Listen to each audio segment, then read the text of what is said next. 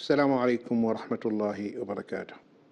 إن الحمد لله نحمده ونستعينه ونستغفره ونستهديه ونعوذ بالله من شرور أنفسنا ومن سيئات أعمالنا، إنه من يهده الله فلا مضل له ومن يضلل فلا هادي له، وأشهد أن لا إله إلا الله وحده لا شريك له، وأشهد أن محمدا عبده ورسوله. أما بعد، فإن أصدق الحديث كتاب الله تعالى، وخير الهدي هدي محمد صلى الله عليه وآله وسلم، وشر الأمور محدثاتها، وكل محدثة بدعة، وكل بدعة ضلالة، وكل ضلالة في النار. أما بعد. My dear brothers and sisters and dear viewers in Islam, welcome to a new episode in the series Back to Basics. And we are talking about the nullifiers of Islam, and we talked about the first nullifier, and that is the shirk. And today, inshallah, we will proceed. The second nullifier, من جعل بينه وبين الله وسائط, whoever sets up intermediaries between himself and Allah subhanahu wa ta'ala, asking these intermediaries, calling upon them, and turning to them when he is in need. By doing so, a person who does that, he has committed major shirk, disbelief, and this unfortunately nullifies the Iman, nullifies one's Islam, because it goes against the spirit of Islam. Islam is Deen al-Tawheed, the religion of Tawheed, monotheistic belief. قل هو الله أحد الله الصمد إياك نعبد إياك نستعين. So Allah created us to worship Him. وَمَا خَلَقْتُ الْجِنَّ وَالْإِنسَ إِلَّا لِيَعْبُدُونَ. I have created jinn and mankind only to worship me.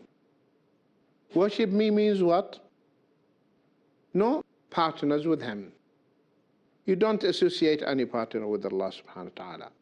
So if you set up intermediaries between you and Allah, Allah will not accept this, because there is no room for intermediaries in Islam.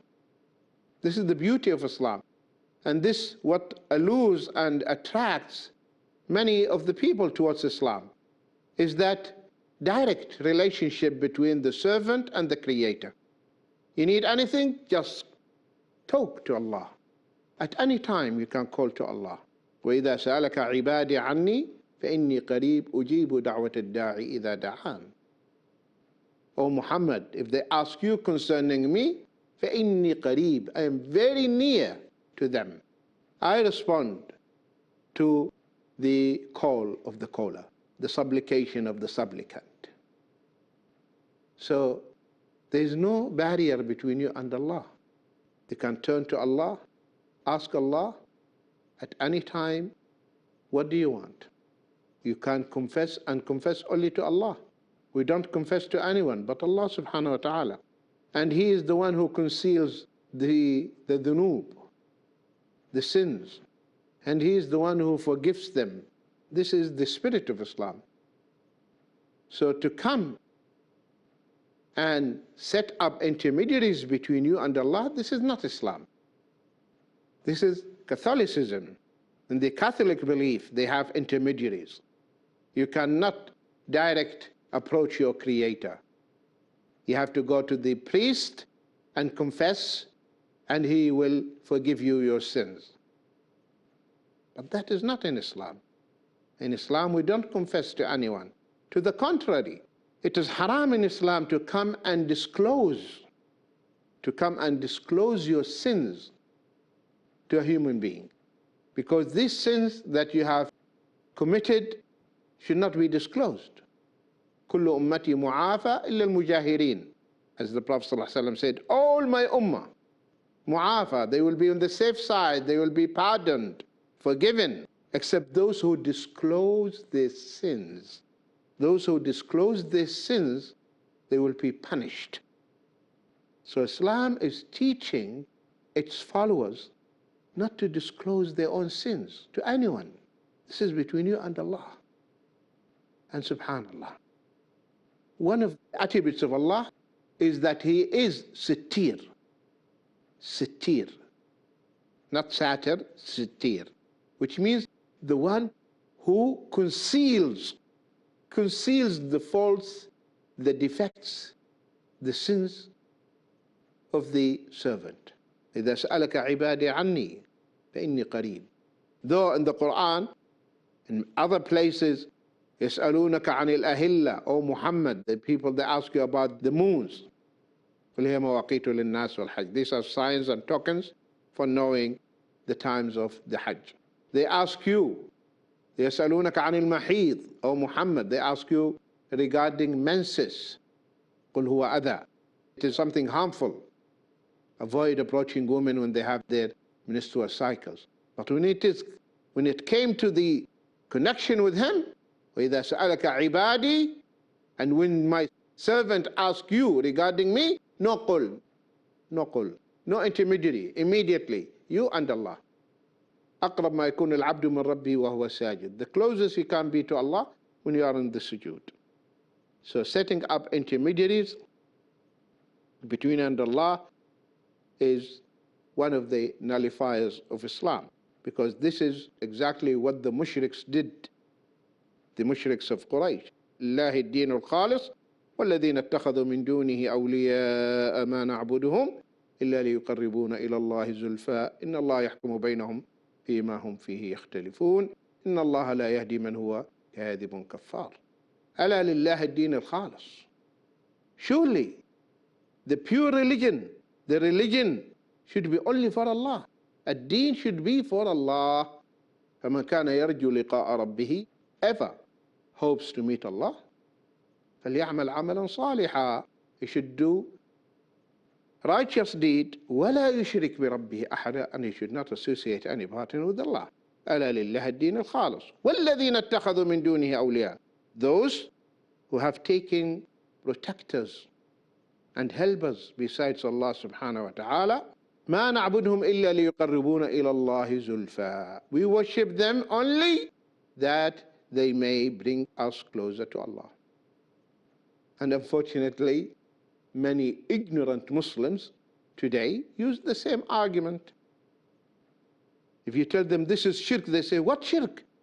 We are not worshipping this wali, but he is only, means, conduit to Allah. It's a means between us and Allah. We tell them, may Allah guide you. It's the same argument. The mushriks of Quraysh, that is their argument. ما نعبدهم, we don't worship them, except that they get us closer to Allah. So what is the difference between you and them? What's the difference? Tell me. You are calling this holy man, this wali, and you are telling me that he is going to be my intermediary, he is passing my message to Allah Azza wa Jal, because I cannot come closer to Allah. Why? Why? I asked one man, alima, but his aqidah is corrupt. I told him, Sheikh, can one just approach Allah Azza wa Jal and ask him and confess to him and call upon him? Because Allah is saying, وَإِذَا سَأَلَكَ عِبَادِي عَنِّي فَإِنِّي قَرِيب. He said, listen, wallahi. He said, listen, can you reach the president without going through the minister?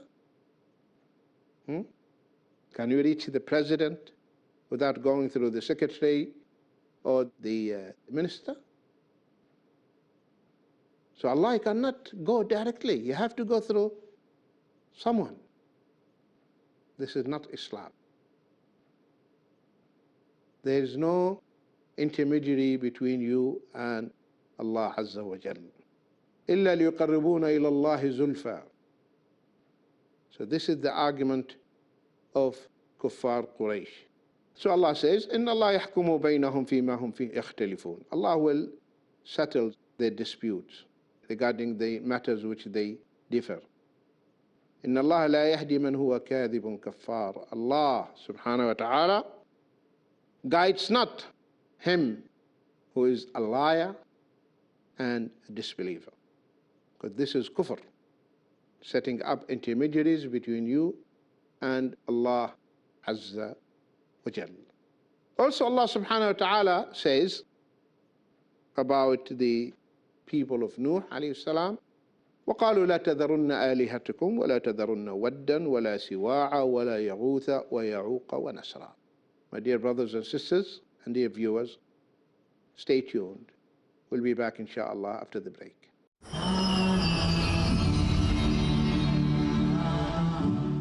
Assalamu alaikum wa rahmatullah. Welcome back, my dear brothers and dear sisters and dear viewers. We were talking before the break about the people of Nuh and their idols, Waddan, Siwa'a, Ya'uqa, wa Nasra. And that is the beginning of shirk. And the shaitan is a crafty guy, really. And his intention, as Allah said, إِنَّمَا يَدْعُ حِزْبَهُ لِيَكُونُوا مِنْ أَصْحَابِ السَّعِيرِ. He calls his followers to be among the inhabitants of the hellfire. He doesn't want to be alone. When Allah subhanahu wa ta'ala created mankind, He created all mankind upon the Tawheed. So the shirk, the deviation in the history of man, started with the people of Nuh alayhi salam. So they were holy men, they were good people. These are names: Waddan, Siwa'a, Ya'uqa, Yaghutha, Nasra. These are names of holy men, as Ibn Abbas said. وَقَالُوا لَتَذَرُنَّ آلِهَتِكُمْ. So these holy men, when they passed away, when they died, the shaitan came, because the shaitan has a long-term strategy. He has a vision. So he came to the people of Nuh after the death of those holy men, and he told them, why don't you erect images of those who passed away? Make an idol or a statue for Ya'uqa, another for Nasra, another for Wadda, Sawa'. Keep these statues. You don't worship them, but as reminders. So when you see the statue of Ya'uqa, Yaghutha, Nasra, this motivates you, because they were holy men, they were good people, pious, righteous. So this motivates you to worship Allah and follow the footsteps. Brilliant idea, it seemed to them. But shaitan, as I said, he is thinking ahead. He is thinking of the coming generations, that they will be misled. So the statues were erected, built, and that generation, they did not worship the statues. They did not. Only when they see the statue, see the picture of this holy man, they become motivated and they worship Allah and get closer to Allah. But when that generation passed away, the children, the progeny, the offspring, thought that their forefathers were worshipping these idols or statues, and they started worshipping them. That's why in Islam, one of the golden rules of the Sharia, that it blocks anything that will lead to the haram. Any avenue leads to the haram is haram. Any avenue that will lead to the corruption of the belief is haram. So that's why in Islam, making pictures is haram. Statues are haram. Why? Because this might lead later on that they will be worshipped besides Allah.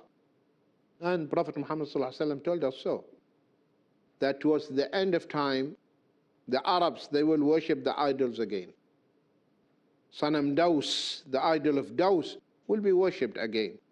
And the women will make tawaf around this idol. So paganism, shirk, will come back towards the end of time. So Islam prohibited and blocked all these avenues.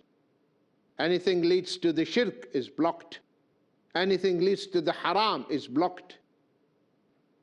So here they are saying, وَقَالُوا لَا تَذَرُنَّ آلِهَتَكُمْ. Do not leave your aliha. See, they were human beings. They were holy men. But here the generations are calling them aliha, gods, small g. قَالُوا لَا تَذَرُنَّ آلِهَتَكُمْ وَلَا تَذَرُنَّ وَدَّا. Never leave Wadda as a name. of a pious man. وَلَا سِوَاعَ وَلَا يَغُوثَ وَيَعُوقَ وَنَسْرَ. And they worship them besides Allah Azza wa Jal.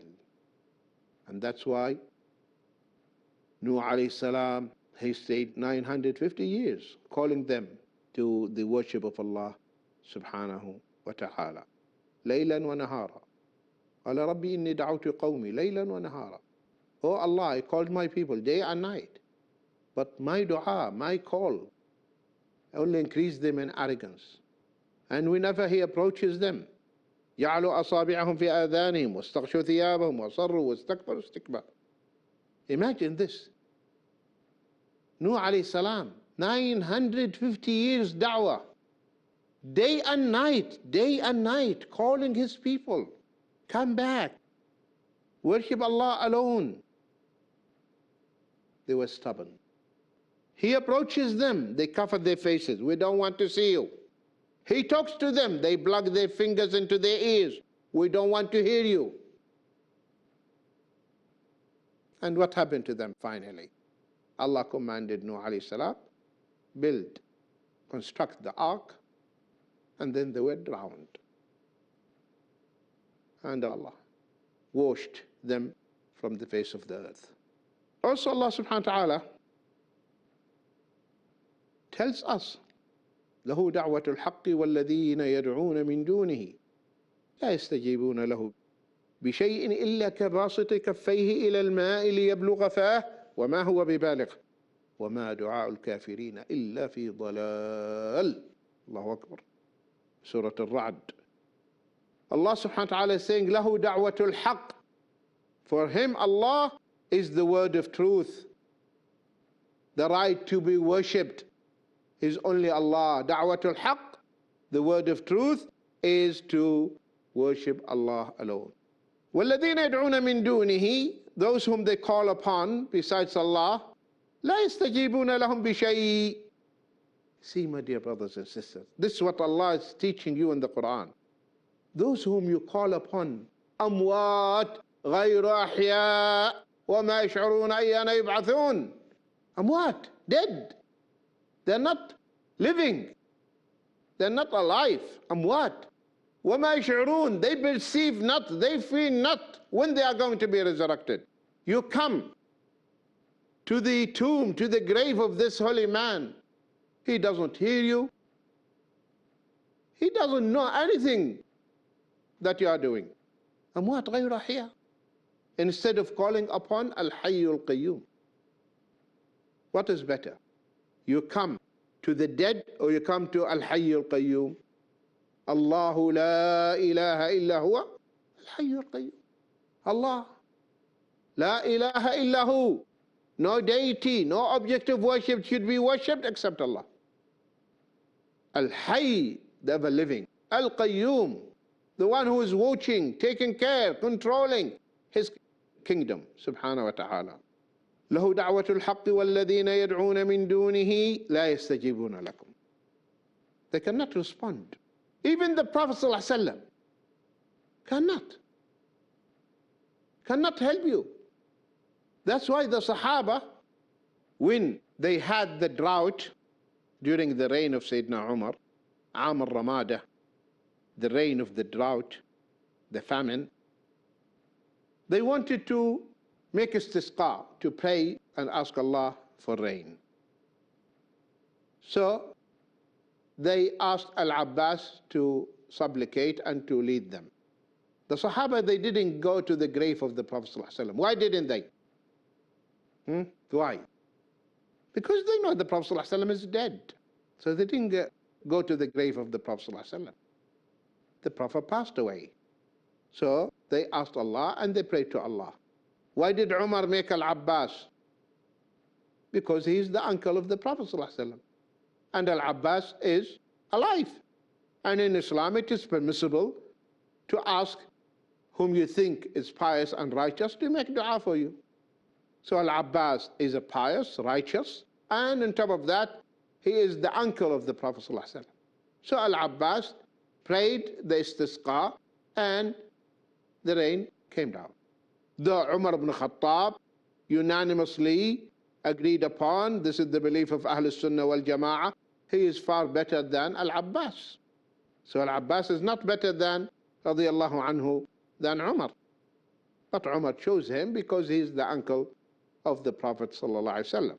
And Al-Abbas was alive, was not dead. Had it been permissible to go to the Prophet ﷺ, the Sahaba would have gone to the Prophet ﷺ and asked the Prophet ﷺ to help them. But they knew it is not permissible. There is a hadith known as the hadith of the blind man who came to the Prophet ﷺ, came to the Prophet ﷺ during his life. And he said, "O Prophet Allah, ask Allah to restore my sight, to bring me back my sight." And the Prophet ﷺ told him, take wudu and pray 2 rak'ahs. And then pray to Allah and I will pray to Allah. And the Prophet ﷺ, he prayed for the man. And the man prayed to Allah. And at the end of his dua, he said, Allahumma shaffi'hu fi wa shaffi'ni fi. This narration, many of those who say, and when they talk about this story, they neglect and they overlook it, because it explains the whole story. Oh Allah, the blind man said, oh Allah, accept my supplication and accept his supplication, the Prophet's dua regarding me. And Allah gave the man his sight. And this was something peculiar and a miracle for the Prophet ﷺ. And the Sahaba, they heard this dua and they heard about it, what the man did. But yet none of them, when they lost their sight, like Abdullah ibn Umar, like Abdullah ibn Abbas, they didn't come to the Prophet's grave and said the dua, because they knew this is something khas, peculiar for that case, for that man. May Allah guide all of us to the straight path. May Allah guide all the Muslims to the straight path. May Allah increase our knowledge in the deen. May Allah preserve all the ummah of Muhammad sallallahu alaihi wasallam from going astray. May Allah unite the hearts of all the Muslims on the haqq. Ameen. And may Allah reward all of you. My dear brothers and sisters, wherever you are, until we meet in another episode, I leave you in Allah's companies and protection. Assalamu alaikum wa rahmatullahi wa barakatuh.